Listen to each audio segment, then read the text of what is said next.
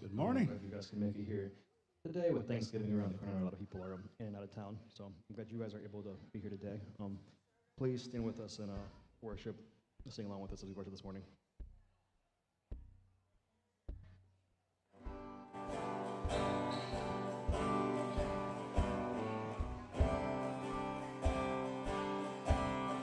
Christ is my firm foundation, the rock on which I stand. When everything around me is shaken, I've never been more glad that I put my faith in Jesus. He's never let me down. He's faithful through generations. So why would he fail now? He won't. He won't. I've still got joy in chaos. I've got peace that makes no sense. So I won't be going under. I'm not held by my own strength, 'cause I built my life on Jesus. He's never let me down. He's faithful through every season. So why would he fail now? He won't. He won't. He won't fail. He won't fail. He won't. He won't. He won't fail. He won't fail. Christ is my firm foundation,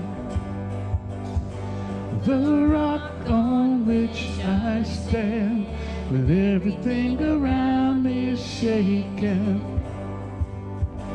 I've never been more glad that I put my faith in Jesus. He never let me down. He's faithful through every season. So why would he fail now? He won't. He won't. He won't fail. He won't fail.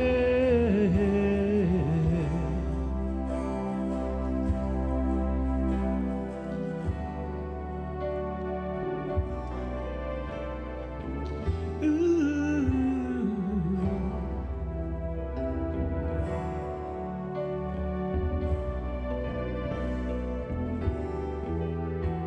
Oh, rain came, wind blew, but my house was built on you, and I'm safe with you, and I'm gonna make it through.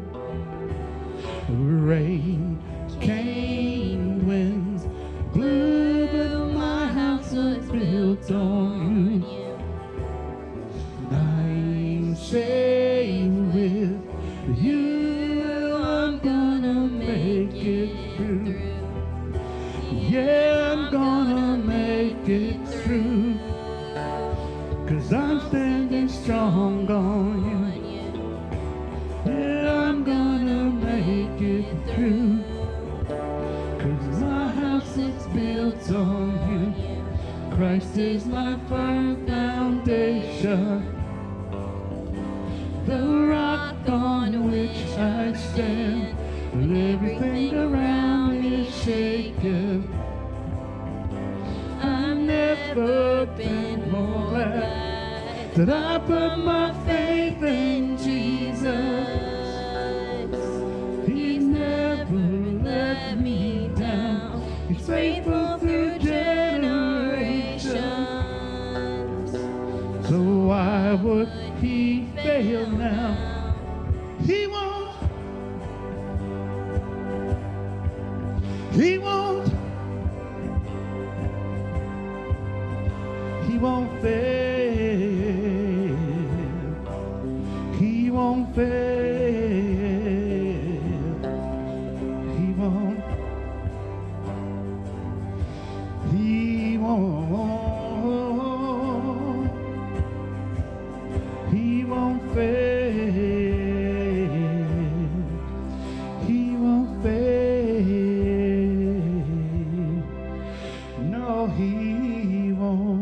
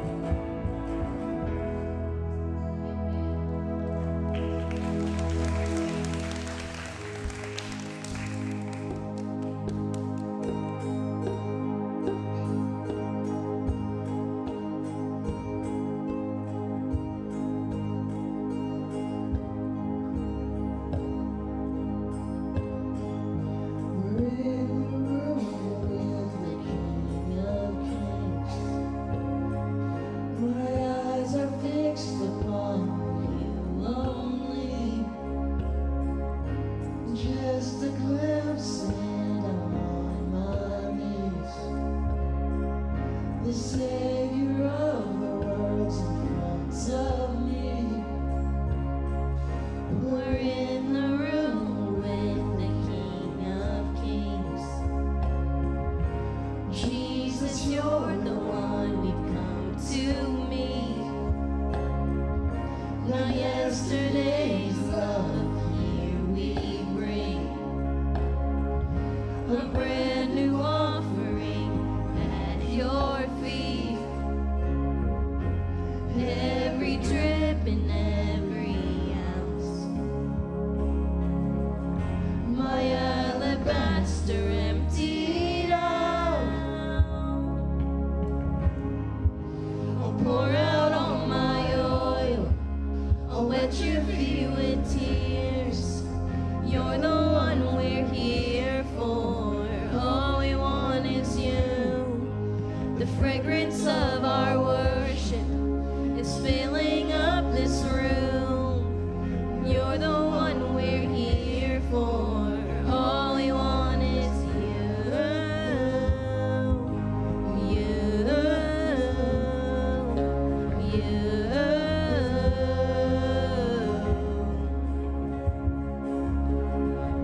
We're in the room with the King of Kings. You let me bless in all your glory. So when I worship, there is no such thing as try to pouring your endless grace.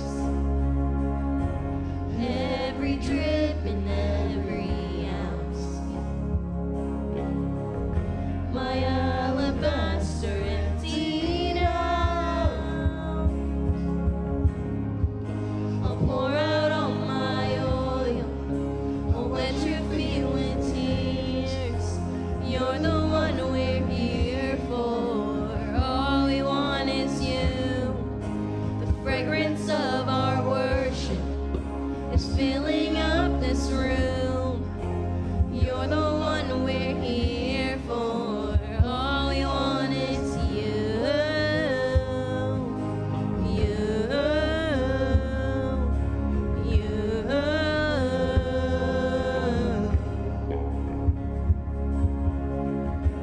Get a little messy tonight.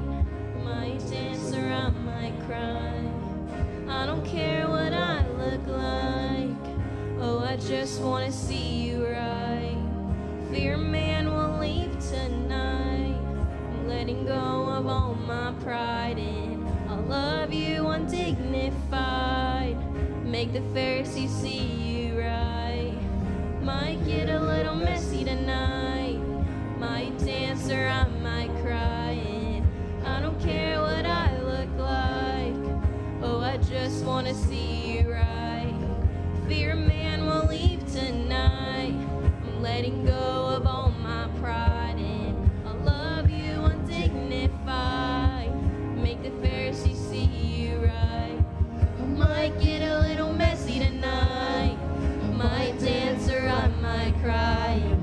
I don't care what I look like. Oh, I just wanna see you right. Fear man will leave tonight. I'm letting go of all my pride and I love you undignified. Make the Pharisees see you right. Oh, I just wanna see you right.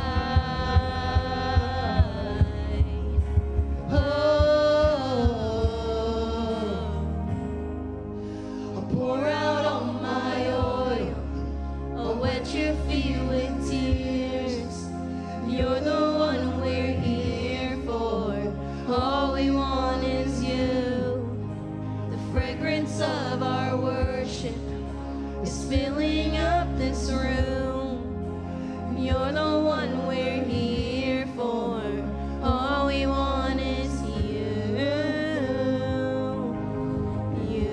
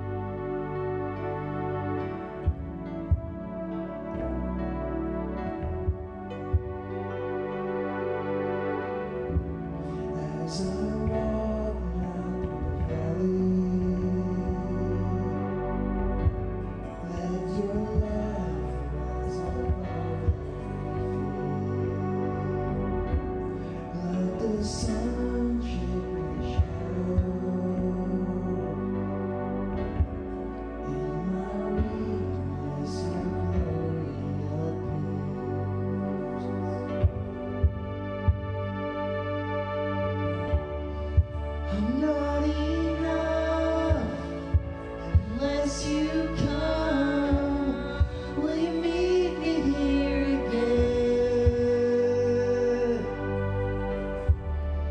'Cause all I want is all you are. Will you meet me here again? I'm not enough unless you come. Will you meet me here again?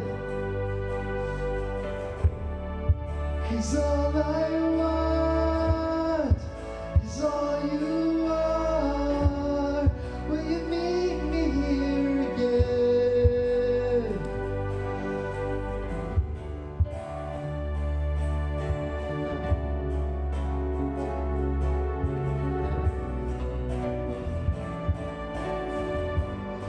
Will you meet me here again?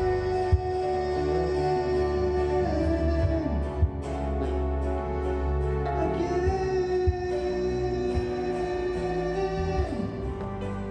Not for a minute was I forsaken. The Lord is in this place. The Lord is in this place. Come, Holy Spirit, dry bones awaken. The Lord is in this place. The Lord is in this place. Not for a minute was I forsaken. The Lord is in this place. The Lord is in this place. Come, Holy Spirit, dry bones awaken. The Lord is in this place. The Lord is in this place.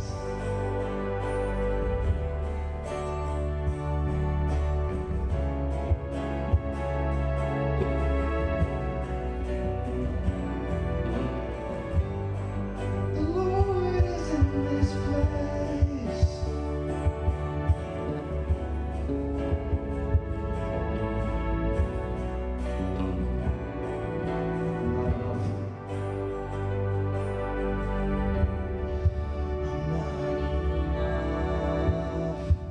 Unless you come, will you meet me here again? 'Cause all I want is all you are. Will you meet me here again? It's not enough unless you come. Will you meet me here again? 'Cause all I want is all you are. Can you meet me here again?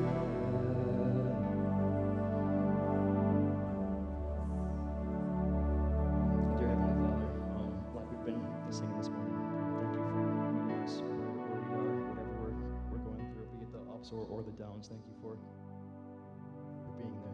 Thank you for loving us so much, loving us, seeing a reckless love. Leave the 99 and come find the one. That's the love you have for all of us and everybody in this room. So thank you. Thank you for loving us like that, loving us unconditionally. As we go into the holiday season, Thanksgiving is around the corner, so Christmas is as well. It's an awesome time for some of us. It's kind of a trying time for some of us. So again, whether it's the ups or downs, please, you will be there with us. But let us acknowledge that. Depend on you and rely on you, and then the ups and the downs. And as we enter into the Christmas season, as awesome as that is, don't let us forget that you are the reason for the season. It's so easy to get caught up in all the fun things, the worldly things that are associated with the holiday of your birth. But please help us to keep our eyes focused on you. Amen. Children, you are dismissed, including Club 56. And while the children are leading them, the rest of you guys, if you want to turn turn to your neighbor, greet somebody. Bonus points if it's somebody that you don't greet every time.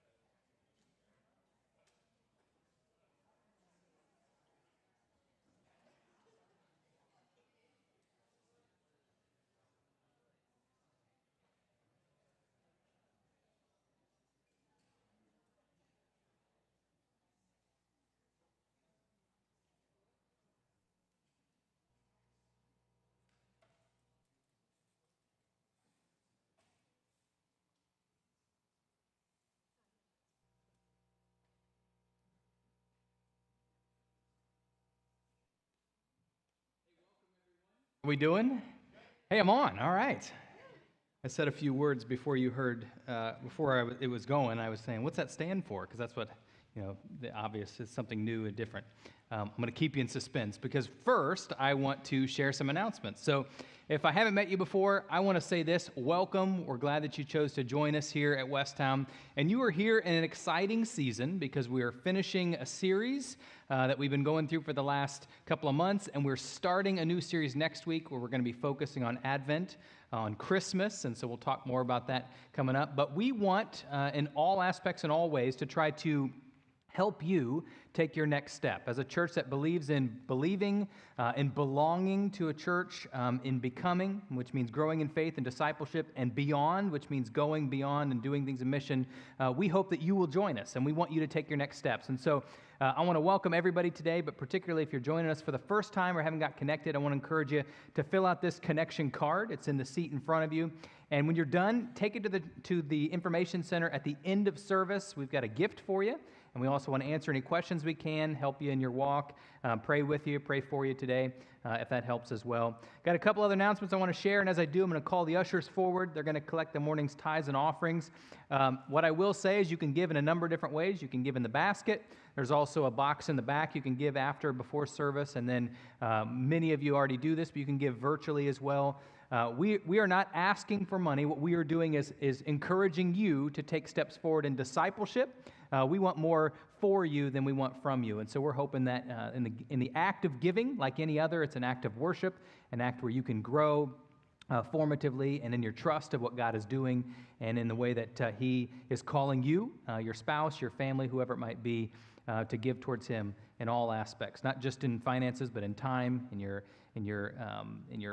giftings, whatever it might be. So the two big announcements I have, one is next week is our first in a while Family Fifth Sunday. So we are really excited about this. Certainly, if you've been here before, you know this is an opportunity where we get to see some of the children participate in worship in this service in a different way. Some of them will help with ushering and greeting. Some of them have done things on the platform. But in all of it together, they get to participate in this. And the thing that I attempt to try to challenge us with as the teens and the adults in the room is this. We have the opportunity to reveal to them and to show them what it's like to worship together as a body. And so we get to be the example in this space just like any other. And so next week we'll have a service together where everybody will be in this space together. The second thing that goes along with that is oftentimes we have some kind of a meal or some kind of a time afterwards for fellowship. And so we encourage you to participate in that. After the service, we'll have a potluck. We'll all be in here together. The one big thing we're asking for you to do if you're going to participate in that is to register. Whether you're going to bring a dish or not, we want to make sure we have enough seats, and we want to make sure that we have enough food and just to see what we have. And so what we're encouraging everybody to do, if you're coming next week, is to get on the Church Center app and register for that meal. If you need help with that, stop by the Information Center. We'd love to help you with that this morning. But if you already know you're coming and you haven't yet registered, jump on right now while I'm giving these announcements. Hurry up and register. You can go through the app, as I said, or through a web browser as well if you'd like to. But it is a lot of fun. It's a time of fellowship. That little greeting time that we got to do is kind of a taste of it. So you get more time to be able to interact with people and just to kind of talk through things. And this season, while we get together, and as Tyler was just praying, sharing a pastoral prayer earlier, one of the things that he talked about was the fact that we're in the midst of these seasons coming up, Thanksgiving and Christmas. So this is a time to be able to share together in the joys and then also maybe walk together in some of the difficulties that take place around the holidays too. And so we invite you to join us for Family Fit Sunday next week. The other big announcement is this. You remember a couple of weeks ago, we made the announcement. I was excited and almost surprised to make the announcement that we already reached our goal of raising $8,100 over and above our tithes and offerings for a church plant in Zambia, which is exciting and applaudable. So I will pause for a moment. I was blown away by just the obedience and really, in a lot of ways, within the context of stewardship, just the giving nature of this church. I haven't been here long enough to be able to see all the facets and all the different angles, but just to be able to see that was encouraging. But I also have heard many of you say, well, I want to continue to participate. And we're planning some trips in the future. They're already in the works and some other updates. We're going to have some videos and that type of thing. But until Christmas Eve, up to Christmas Eve, which is when this project was supposed to go till, but we already met it, we've got two other opportunities. You'll note in your bulletin that if you want to continue to support Zambia in this specific way, with finances and with prayer, particularly with finances in this specific announcement, there's two ways to do it. Number one, you can give to a specific pastor that's already serving in his family. You can give 2 goats. And those goats obviously can be used in a number of different ways. For them, they'll be able to resource milk out of them, and then at the same time to have additional goats, so maybe meat in the future, and then sales, that kind of thing. And so it's an opportunity for them to have some financial support, some continued financial support as they minister, and so that'll be helpful. And if you would like to do that, the cost is $150 a pair, which is actually, if you buy goats in this country, that's a steal. So just so you know, that's a great opportunity to be able to help a specific family that is in ministry, serving in a church. And then the second one, there's one Wesleyan college outside of the United States, and it is actually in Zambia. And so we have the opportunity to be able to support a ministry student who's going to be studying and coming along in their studies and opportunity to be able to minister within the church, maybe even the church that we plant, which is kind of a neat thing too. So if you would like to, you can support or you can sponsor a ministry student that's already participating in or going to be starting next year at the Wesleyan School, African Wesleyan University. You can do so by giving $1,000 there. So you can do that.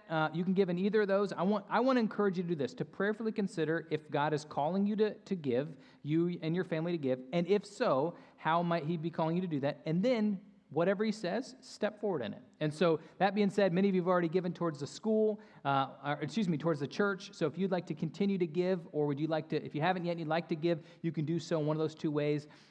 If you give virtually, you'll see there's a couple of notations there, or you can give in the box or in the offering next week, whatever you'd like to do. But we're excited about this. We're excited about what's already happening and the way this is going to have a generational impact both here and then also for those that will be ministered to and are ministering in Africa as well, over in Zambia. And so we encourage you to take part in that, particularly in prayer, which the cards are still available out at the Info Center, and then also financially at this point, as we kind of continue to unroll this or unveil this new ministry as God provides it for us. So I mentioned those 2 things. One more thing, just a bit of housekeeping I want to note, and that is that this Wednesday, we typically facilitate Wednesdays at Westtown on Wednesday evenings, which is a great night to have Wednesdays at Westtown, right?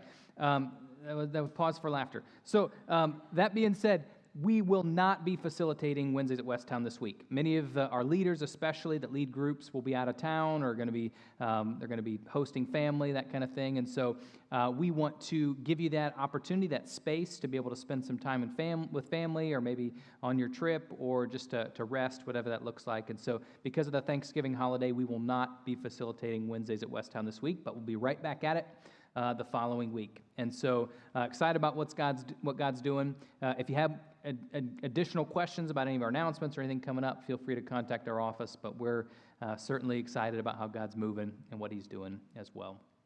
Well, I mentioned this a moment ago. This is the last week of this series, and I'm going to unveil something. So you were wondering why I brought this music stand out, right? You're just chomping at the bit. Anybody? All right, thank you. Right here. So you guys, everybody else is right here. So this music stand actually has a few items on it. I'm going to turn it around here. And I've got a few specific items, and I'm going to put these items out here so you can see what they are. I think they'll be on the screen too. So yeah, okay, perfect. So there's one. Here's another item I'm going to put out. And this. And 4 and 5. Okay, 5 items. Now, if you look at these, certainly they have different sizes, different colors, different things. And you'll note that just in a glance that you could probably point out and maybe even name what they are if you're close enough to be able to see, or you can make that out on the screen. But I'm going to ask for one volunteer to come forward because I want to ask some specific questions of an individual. And so I will just randomly ask for a volunteer. Seth, thank you. Come on up. Nothing has been rehearsed, but I did secure a volunteer earlier in the week. This is my son, Seth. He is my middle child, and he deserves an applause for this today. So, Seth, I've got 5 items here. Perhaps you can identify what each of these items are or is. And here's what I want you to do. I want you to pick up the one that is actual U.S. currency. Which one of these 5 items, 1, 2, 3, 4, 5, is U.S. currency? And if you could choose it, hold on. I'm going to sweeten the pot. If you can choose it, you can have it, okay? Matter of fact, whatever item you choose, you can have. That sound good? All right. So, time out. Shoot. Okay, we got plenty of candy at home. All right. Don't let that sway you. Which item is U.S. currency? Very good. Is he right, everybody? I should have said very good. Yeah, good job, Seth. So what's this right here? Monopoly money. What about this? A playing card, yes. I should have had another mic for you. And this one? More Monopoly money. It's this one's 10, this one's 20. It's from different games. And then this one? Anybody like chocolate? Yeah, all right. Very good. Nice. Okay. You get the $1. Seth has a dentist appointment coming up, so I wanted to make sure that... So here's the deal. 5 items up here. What was, and I will repeat his answers because, like I said, I didn't bring my mic up for him. What was the indicator that was the real U.S. currency? It looks like it. Okay, anything else?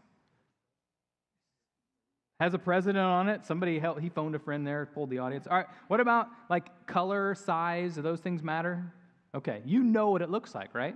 You know what U.S. currency looks like. You also know what it doesn't look like, but this is more important, right? When you looked at it, you could tell which one it was right out of the gate. Okay, well done. You know what, Seth? I'm going to give you the rest of these as well. Make sure those get back in the right games when you get home, if you would. That'd be great. So can we hear it for Seth one more time?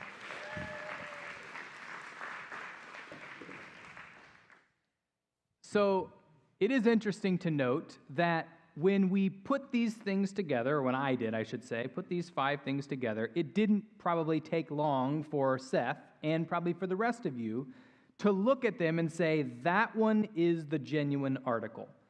That's the one where if you go to the store, first of all, they're going to probably ask for more, depending upon what you're buying. But when you go to the store, they're going to say, that one we'll take, that's legal tender. The rest of those, ha, ha, ha, that's funny.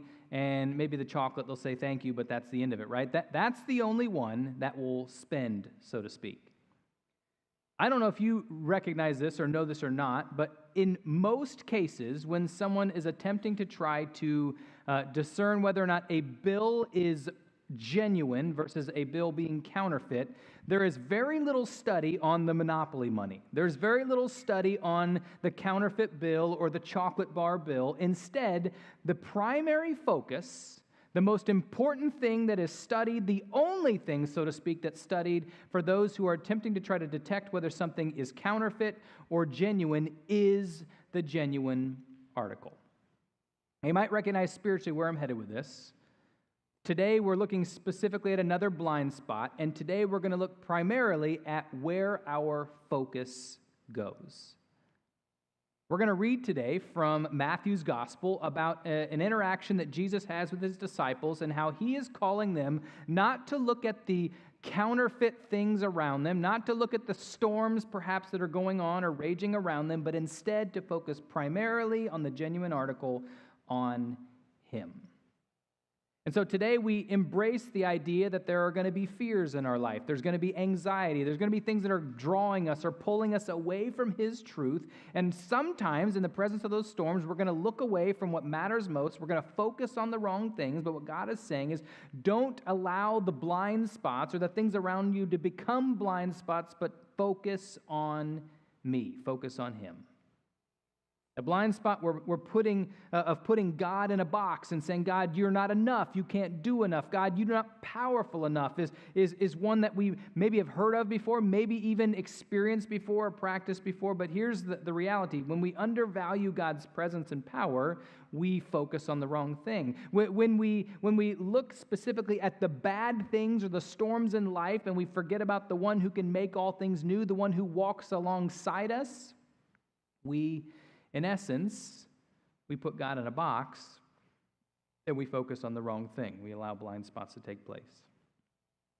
Sometimes when you're thinking about specifically in training and in bringing up maybe even children and maybe thinking about starting a family, you may have had experiences in life, good or bad, and oftentimes when you look at your own experiences, you're going to weigh those experiences, how you were raised, and you're going to say, I will do that or I will not do that.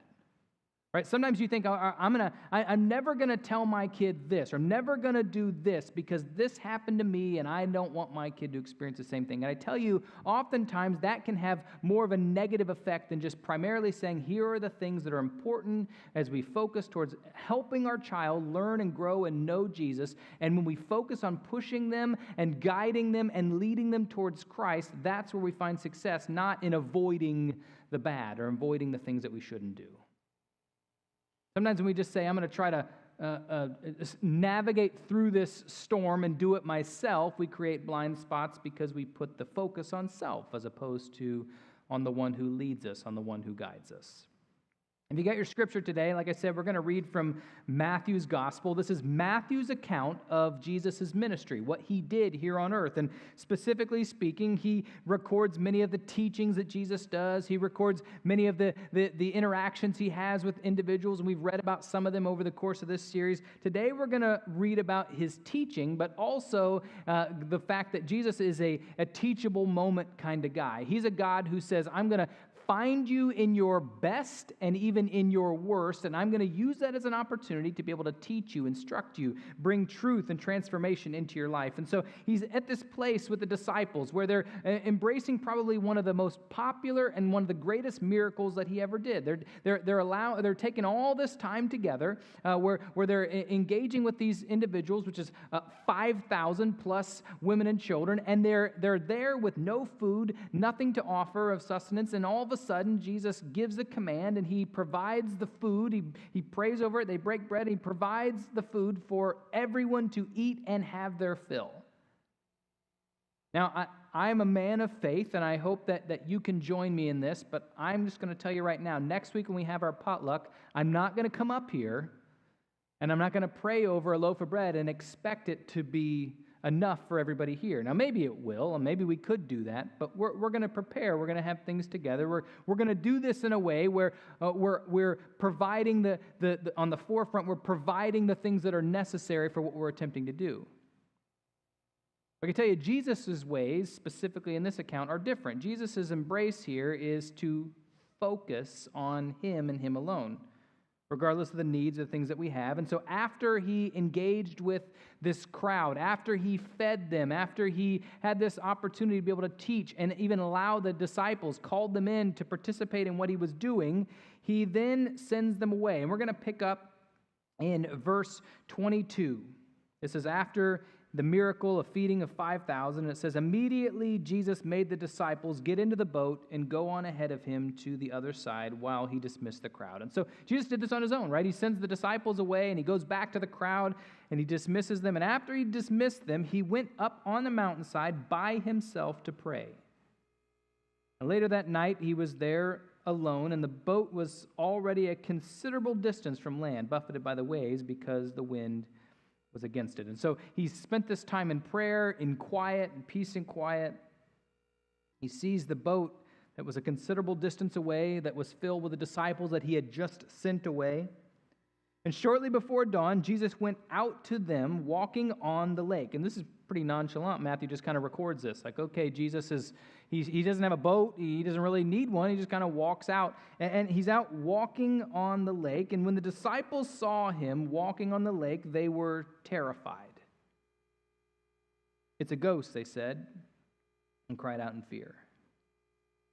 But Jesus immediately said to them, take courage, it is I, don't be afraid. I'm going to pause for just a minute, and the reason I want to do that is because of the importance of these words. There's some very core pieces right here that we need to hit, that we need to connect with. First of all, Jesus, he walked to the disciples. He went to embrace an opportunity to be in their presence. He saw them in their storm, and he went to them. They find themselves in a situation where, and I mentioned this in our pre-service discussion and prayer meeting, when we're talking about the things, the memories that we have that we can draw upon that are deeply embedded in us. Oftentimes it's because of something we felt deep, or some kind of anger we had, or bitterness that we walked through, or maybe even fear that we embraced. And the reality is this is an imprinted moment for the disciples. They were struck deeply as a result of the fear that they experienced. And then Jesus, in that moment, in that specific moment, it says, but Jesus immediately, he saw the fear that his disciples were walking through, and he said to them, take courage, it is I, don't be afraid. In a matter of words, he brought them to a place of peace. It says, Lord, if it is you, Peter replied, tell me to come to you on the water. And Peter, for those of you who don't know this, is oftentimes thought of as being like the big mouth of the group, the first one to jump out there. He's the one that oftentimes has to take his foot out of his mouth because of what he said or what he's done. And so here he's the first one to challenge it. Well, if it is you, if that is you, well then why don't you give us a sign? Why don't you call me to come out with you? And Jesus says, come. Then Peter got down out of the boat, walked on the water, and came towards Jesus. But when he saw the wind, he was afraid, and beginning to sink, cried out, Lord, save me. Now, there's some things here that are key as well. First, he gets out of the boat. He has the courage to do that. But what happens? Adversity. And maybe you recognize this in times where you have stepped forward in faith, maybe at a moment of baptism, or a moment of saying a prayer, or a moment of having a conversation. What happens? Satan attempts to try to attack. He throws out a storm. He reminds you of something you've done in the past, or a fear, or whatever it might be, and he attempts to try to draw that to pull you away, to pull your focus away. And what happened here, which I commend Peter for, is he said, look, I see the storm. What do I need to do now? I need to go back to the source. I need to focus again on Jesus. And so he calls out, Lord, save me. And immediately, once again, there's that word. Jesus reached out his hand and caught him. You of little faith, he said, why did you doubt? When they climbed into the boat, the wind died down. Now, don't miss this.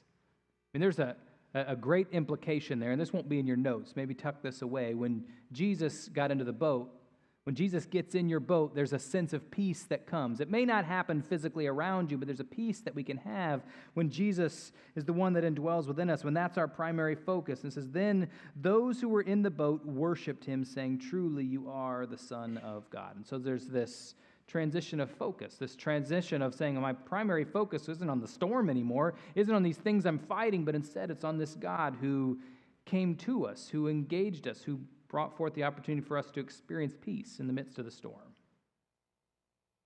Church, a big thought for this sermon and for this passage is this, that Jesus meets us in the storm we do not choose. I don't know very many of us that choose a storm, but he meets us in the storm we do not choose to grow us in a faith we cannot produce. Think about those words for a moment. Jesus is the one who meets us in the storm that we walk through, the consequence of maybe an action we have, or the consequence of someone else's action, or maybe the consequence or the response of just living in a fallen and broken world. And he meets us in this place that we do not want to be, that we would never choose, maybe not even wish on our biggest enemy. And in those places is where he chooses to do his best work, to bring faith that we cannot earn, that we cannot do, that we cannot produce on our own. God says it's in those moments that you're going to grow the most. You're going to grow the deepest because the dependence is the highest and God's grace and his light shines the brightest. The storm you didn't choose. I want to read just a quick story. It says that a few years ago, a sailing instructor told the story of a young man learning to navigate open water. For weeks, the weather was ideal. Calm seas, predicted winds, bright skies, and the student grew confident, even proud, thinking that he was mastered sailing. One afternoon, without warning, a squall rolled in. The sky darkened and the wind snapped violently across the boat, and the waves rose higher than anything he had faced. He panicked. All the techniques that he had practiced in calm weather evaporated from his mind. He couldn't control the sail, couldn't steady the tiller, couldn't even catch his breath. He shouted to the instructor, "I'm not ready for this. I didn't sign up for this kind of storm." Have you ever said that before? I didn't sign up for this.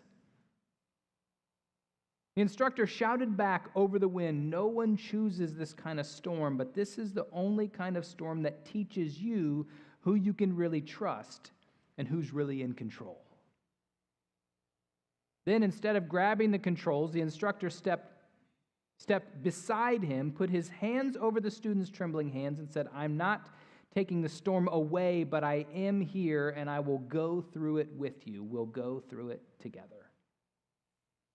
Later, the student realized something profound. He didn't become a sailor in the calm. He became a sailor in the storm that he never wanted.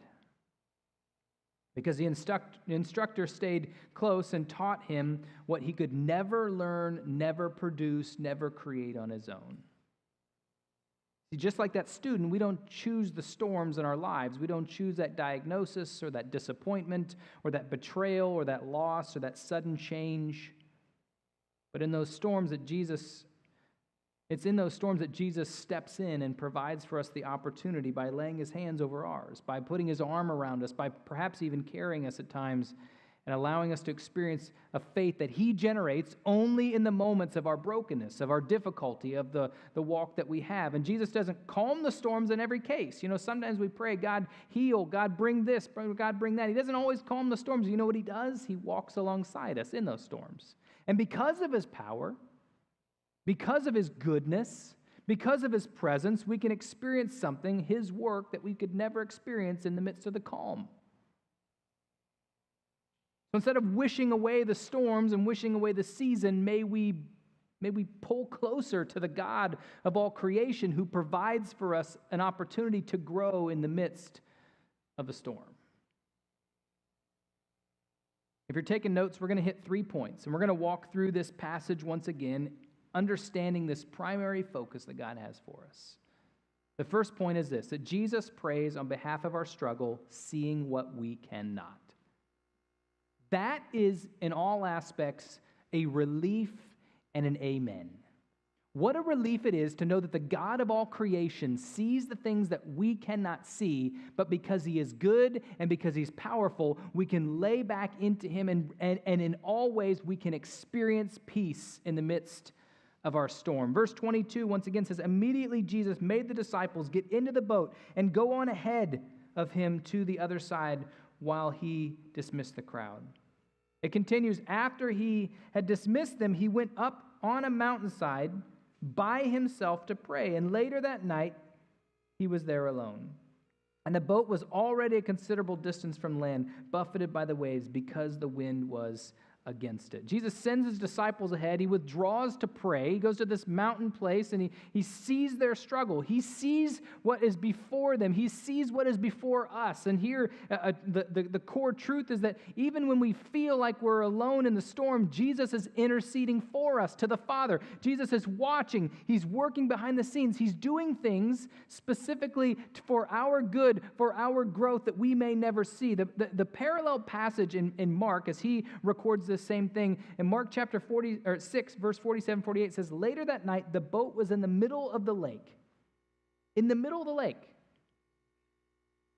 And he was alone on the land. And verse 48 says, he saw the disciples straining at the oars. What a visual picture that is. For a bunch of sailors, many of them grew up on the water. They knew the water. They knew the storms. They knew their craft. They knew the apparatus they were on, but they were still straining, even in a place where they should have been so comfortable. And Jesus sees them in that place, in their darkest place. He provides for them an opportunity to be able to experience His goodness because of the straining that they were involved. Have you ever felt like in life that you're straining at the oars?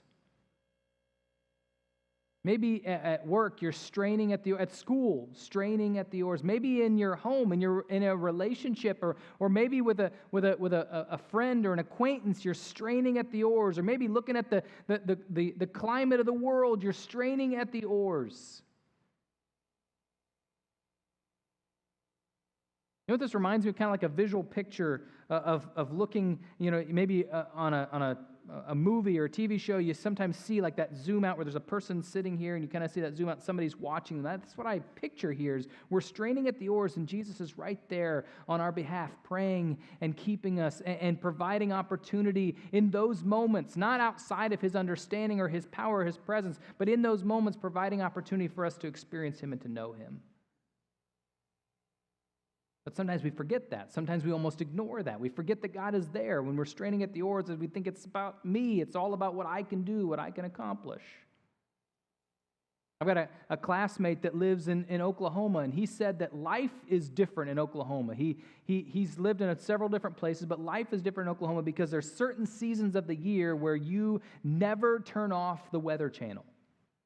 The area he lives in is one of the peak areas of Tornado Alley. And he said, you never turn off the Weather Channel because in a moment, a storm can come through, a tornado can rip through. He said, every house just about has some kind of a storm shelter. As a matter of fact, when they bought their house, he said that was one of the primary things, or the primary focus, that they had a storm shelter, and he wanted to be close enough to the house that him and his children could all get there in time. And so he recognizes life a little bit differently. And I think sometimes, in the course of life, we forget the fact that we have this opportunity, this special alert, this communication, this warning, so to speak, or not just warning, but this understanding that there is a presence, there's something, there's someone else that cares for us, that's here, that sees us in the midst of the storm that's coming, the midst of the storm that's here, and the one that is gone. And God is the one who provides for us an opportunity to be able to experience and to know what's happening. Psalm chapter 121, verses 3 through 5 reads like this: He will not let your foot slip.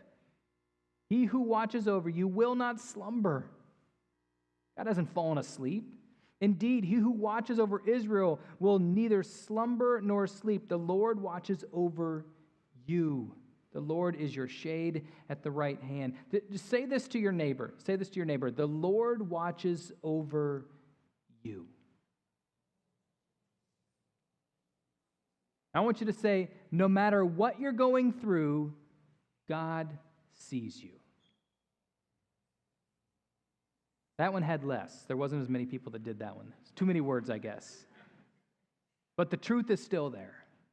Church, the truth is still there. No matter what you're walking through, God sees you. He is present. He loves you. He does not slumber or sleep. He watches over his people continually. And the implication is this: seek solitude with God before you face your turmoil. Here's the reality. See, Christ is creating a template for us. He's doing it for us. He's revealing to us, look, there are storms that are going to take place. So be in communication. Be in light of, be with God. You see, we need to build a rhythm of prayer now so that when storms come, we can meet them with a confidence rather than panic. We can meet them in light of and in the presence of a God as opposed to on our own trying to figure it out, straining at the oars.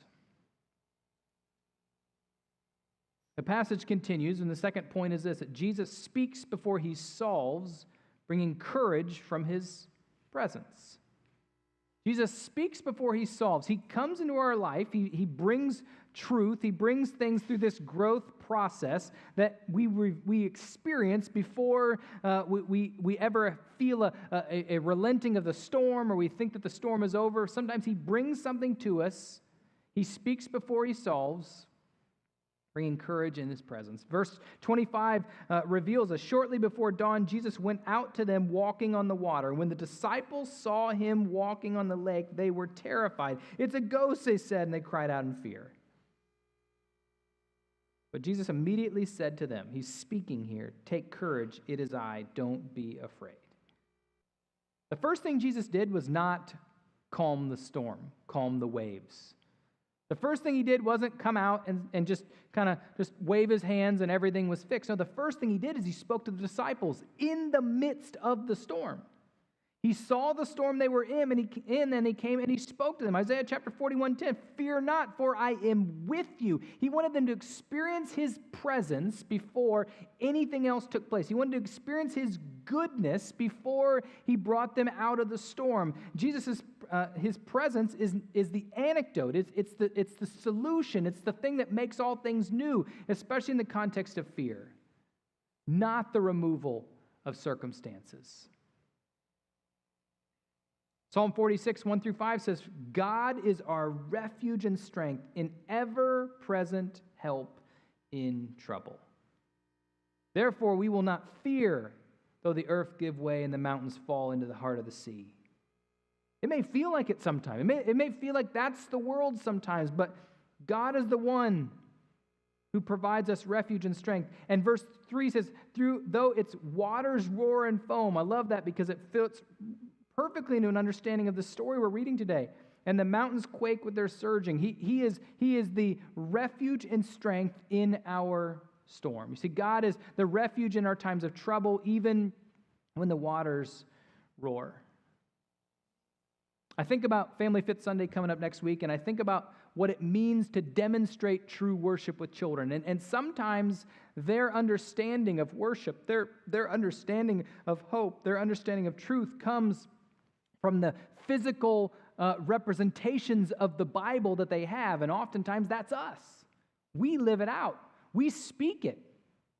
If you've got young children, or maybe you can think back on memories of young children, there are things that they are fearful of that we are not as adults. We've come to a place where we're not fearful of some of the things that they're, maybe one specific one that if you ask most kids, a lot of them are afraid of the dark. A lot of them are afraid of the dark, the unknown, what is out there. They can't see what's beyond them. And specifically speaking, when we talk specifically about what it means to go from a place of being fearful to a place of focus, oftentimes that comes from the presence of somebody who we know can overcome. If you have a child, a young child, a grandchild, or your own child, and you know they're scared of the dark, when they have to be in the dark, the power goes out, or maybe they're in a position or a place where there is no light, there's no possibility of light, the best thing you can do is go and slip your hand into theirs, right? That presence, that understanding of the presence of somebody that's there, that cares for them, somebody that's there that can bring them hope in the midst of the darkness, that can change everything. Church, that's what God does. It doesn't matter what you subscribe to or what you believe. God brings in His presence a strength beyond what we could ever experience in this world. He brings an opportunity for us to know Him. He doesn't necessarily change the environment, but He brings an opportunity for us to know Him in a way that we could never know or experience otherwise. And so the implication is this: listen for His voice before you look for His rescue. He may not come in and flip the light on, but He may put His hand in yours and say, I'm here with you.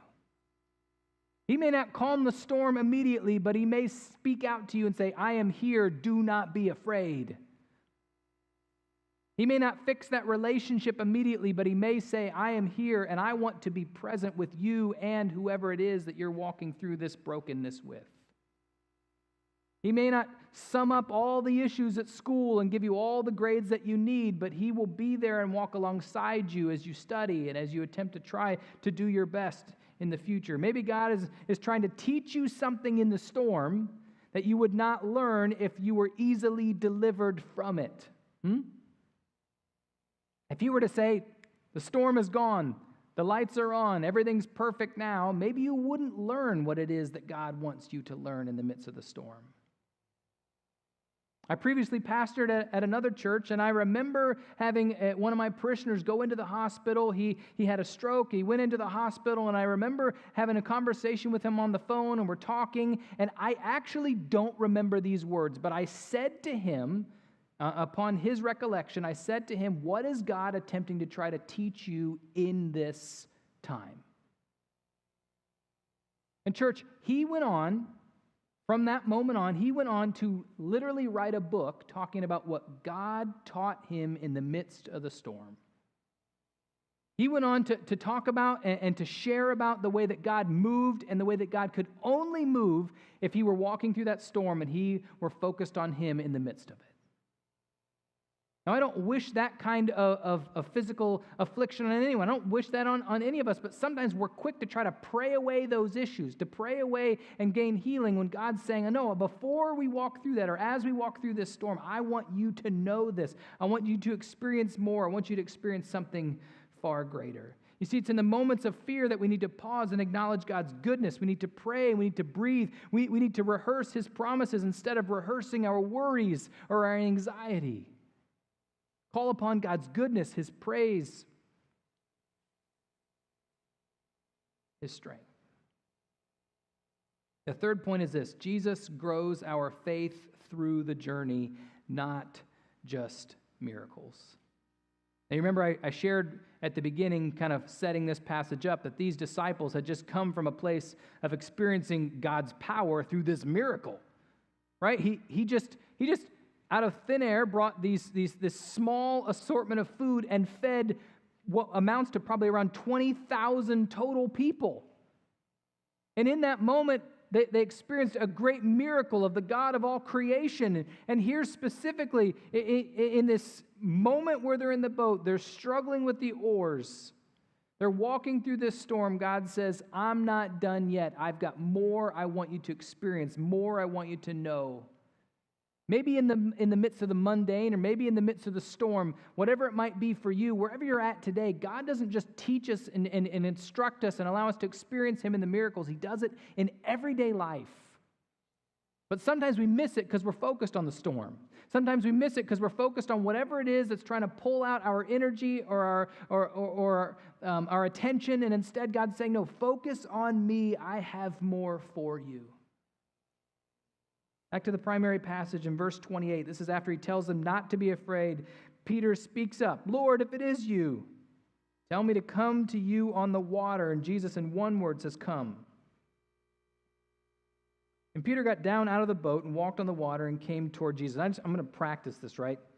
So we'll say this is it. We'll say this is the water. There's not a toe in the water type situation here. It's all in or all out, right? You either gotta step out, or you're gonna either get washed away, or you're gonna be unhappy. I can tell you that, right? So he comes and he takes a step. You guys are like, how old is this guy? Can he do it or not? So he takes a step and he's out, And there's no, at that point, there's no going back.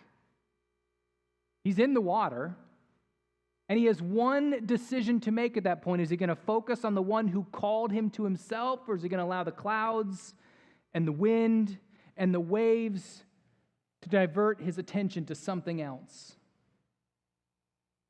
Now, omitting the metaphor I just did, I'm going to come back on the platform. But here's the reality of what took place. Peter gets into the water. He goes all in, which I commend him for that. But his first action isn't to see God and to walk towards him, to see Jesus and say, there's the light, I want to be with him. His first action is to be distracted by the things going on around him. Can I tell you, distractions sometimes can be the biggest, our worst enemy, I should say. Because they become something that just diverts us just a little bit off of what's most important right in front of us. Peter steps out in bold faith, but he sinks because of the distractions of the things that are around him. But, we've said this before, but God, right? But God intervenes, and immediately, I love that. Immediately, he steps in. Immediately, he provides an opportunity for Peter to experience his presence. Immediately, he brings deliverance and love. It says, immediately, Jesus reached out his hand and caught him. You of little faith, he said, why did you doubt? He reached out his hand. The God of all creation doesn't say, hey, when you get it all figured out and you get everything together, come see me. No, he says, I see you where you're at. And he pulls us to himself.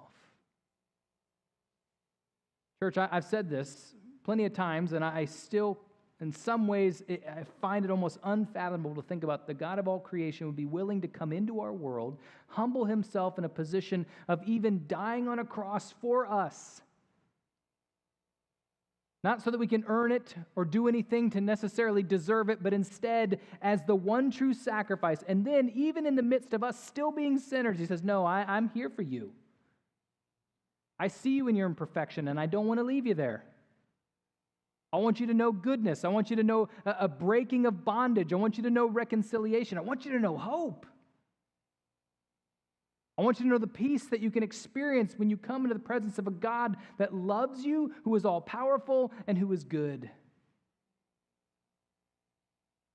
Faith comes not by staying in the boat, but by responding to God's goodness, by responding and stepping towards Jesus, even when the wind blows, even when we're in the storm. Hebrews chapter 12, 1 and 2 says, therefore, since we are surrounded by such a great cloud of witnesses, let us throw off everything that hinders and the sin that so easily entangles. Throw off the storms, throw off the distractions, and let us run with perseverance. Let us run with perseverance the race marked out for us, fixing our eyes where? Not on the clouds, not on the effects of the wind, not on the waves, but fixing our eyes on Jesus, the pioneer, the perfecter of faith. For the joy set before him, he endured the cross, scorning its shame, and sat down at the right hand of the throne of God. Focus on him. You see, faith grows as we fix our eyes on Jesus, not on the distractions around us. I've taught a couple of children how to ride a bike. Any of you have ever taught someone how to ride a bike? There are different ways to do it. There are wrong ways to do it. I'm a genius at that. I know some of the wrong ways. But I also know there's some good ways too. And there's one specific thing that I learned almost too late. It was actually, I was on my our third child. I was trying to teach him how to ride his bike. And I learned this little thing that is so neat. Now, certainly there's the part where you're holding onto the back of the seat, right? And then you let go, and everybody knows that one. And then when your kid crashes, then they're mad at you forever. Anybody experience that? Yeah, so that one takes place too. But no, this one's a little different. This is where they start on one side, and you stand on the other. And you say, just focus on me. Just focus on me. Don't focus on the mailbox or the crack in the road, or don't focus on that noise or this. Just focus on me and just ride it right here. Maybe you've seen this in another way, even when the child is younger and they're taking those first steps, right? Grandma, grandpa, you've been there before. You're sitting on the couch. Mom or dad has the baby and just kind of trying to hold him up there, give him a little bit of a nudge, give him a little bit of strength, and get that one step. Just focus right here. Don't look at the floor. Just focus right here. Take that step. I think sometimes we're babies. Sometimes we're on that bike and God's just saying, hey, just come right here. Don't focus on any of the other stuff. Don't allow it to cloud your hope. Don't allow it to steal your peace. Don't allow it to steal your joy. Just focus right here.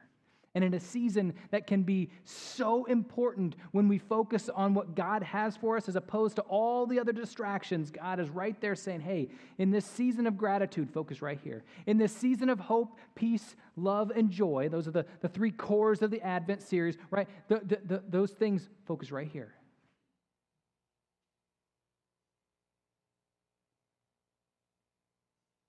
Church, as we embrace this series, this conclusion of this series of blind spots, I ask this question of process. Because anytime we read the Word, anytime we grow in faith together, God calls for an action. And so I ask this question, what is one step?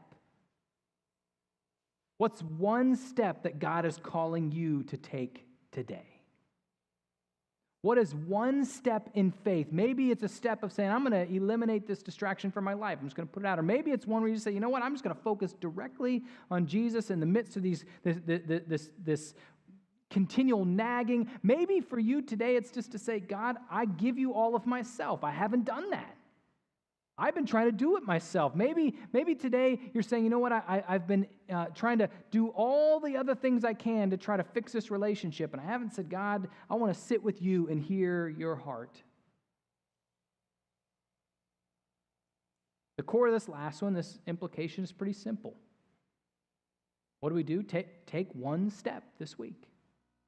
Take one step this week. We're not a church that believes that all we do in faith happens on Sunday morning. This is part of it, but we live a lifestyle of faith, which means that sometime this week, maybe throughout the entirety of the week, God is continuing to embrace us. And when you walk through perhaps a mini storm or a large one this week, what is the one step you can take towards the primary focus of Jesus? Take one step, maybe out of the boat this week. Take one step through the midst of the storm this week. Take one step, maybe in the midst of the calm. Maybe one step to reach out a hand to God and say, I can't do this on my own. You are the one that makes all things new. You are the one that provides hope and strength in the midst of the distractions of the storm. Identify a single act of obedience that requires faith. Having a conversation, giving generously to another, maybe forgiving someone who's wronged you, or serving in a new way that you've never done before, but in some way fix your eyes on Jesus. One step. I'm going to close here, closing out this series, but also closing out this sermon today. And as I do, I want to share this bottom line, and then I'm going to share kind of a summation of the opener illustration, but also how can it continue to apply. The bottom line is this. If you are taking notes, certainly this is the crux, the core. The bottom line is this. Faith is not the absence of storms. It is the decision to keep our eyes on Him as we walk through them. I've heard people say before, well, I'm going to become a believer, or I'm going to become a Christian, and everything will work out just fine. Well, I can tell you, eternally that is true. Eternally, if you are a follower of Jesus, when you pass from this life, everything will be more than fine. You'll be living in the presence of God, and in the presence of holiness. You'll be living with others who are worshiping, and it will be nothing but glory. But as it pertains to things here on earth, not everything's going to be fine all the time. In fact, because of the fact that you've taken steps forward in faith, the evil one will be on the prowl, attempting to try to discourage and distract and to tear you down and deceive you. And so there will be times, there will be storms that you walk through. But the decision is clear to continue to keep your eyes on Jesus. This is one of my least favorite but most favorite passages at the same time. James chapter 1, verses 2 through 4. Perhaps you know it. Consider it pure joy, my brothers and sisters, whenever you face trials of many kinds. Is that anybody's prayer this morning? I mean, I read this and I think, man, what a terrible thing. But at the same time, it's like, no, this is a frame, a change of perspective, because you know that the testing of your faith produces perseverance. What was that earlier? We read about the running the race with perseverance. We do so. We gain that perseverance through Him. In verse 4, let perseverance finish its work so that you may be mature and complete, not lacking anything. Church, trials grow perseverance. Storms are classrooms for faith. The bank teller and the counterfeiter. I'm going to close with this story. It says, a young man once started a new job at a bank. And on the first day, he expected to be shown hundreds of counterfeit bills so that he could learn how to spot them. Instead, his trainer handed him a stack of real money and told him to spend the entire week handling it, studying it, feeling its texture, noticing every detail about it. After several days, the young employee finally asked, when are you going to show me some fake bills? When are you going to show me the Monopoly money or the chocolate bar? The playing card, I don't know how that fit in there, but it was there.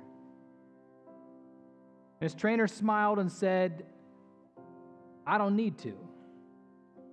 When you know the real thing well enough and intensely, you'll recognize anything that isn't genuine the moment it touches your fingers. And sure enough, later that month, as he was sorting some cash, he paused on a single bill. Something's wrong with this one, he said. And he couldn't immediately explain how he knew it. It just felt wrong. It just appeared wrong. It was not the genuine article. And then he realized, as he brought it to his manager, that it was a counterfeit. In the same way, church, God calls us to focus primarily on Him. Study Him, know Him, embrace Him, pray with Him, get in relationship with Him, and everything else, the storms of life, the distractions, all of those things, you'll recognize the counterfeit nature of what Satan's attempting to try to do in your life. You see, in His presence, false teaching feels off. Temptations, they lose their appeal. God's voice becomes clearer, and the noise around you is silenced. God doesn't call us to become experts in all the counterfeit ways of the world. Instead, He calls us to be in an intimate relationship with Him, to be familiar with Him, to know the real thing and not to be fooled. And so, church, as you engage this week, perhaps you're going to be getting together with family or hosting family on Thanksgiving. Maybe you're going to spend some time, you get a couple days off of school or off of work, whatever it might look like for you. May this be a time where you can simply pour into, engage, get close with God.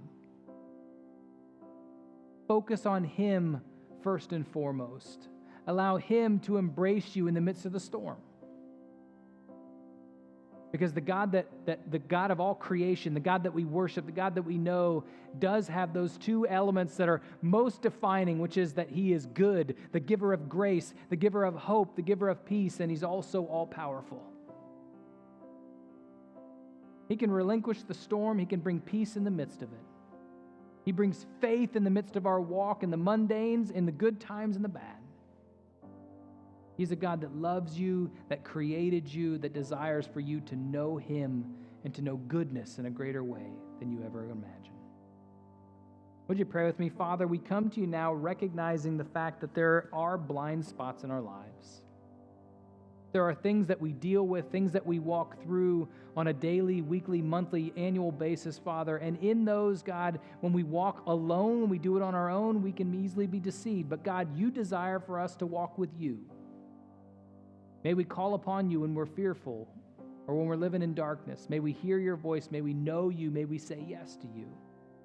May we reach out a hand and ask God for you to give us your hope, your peace.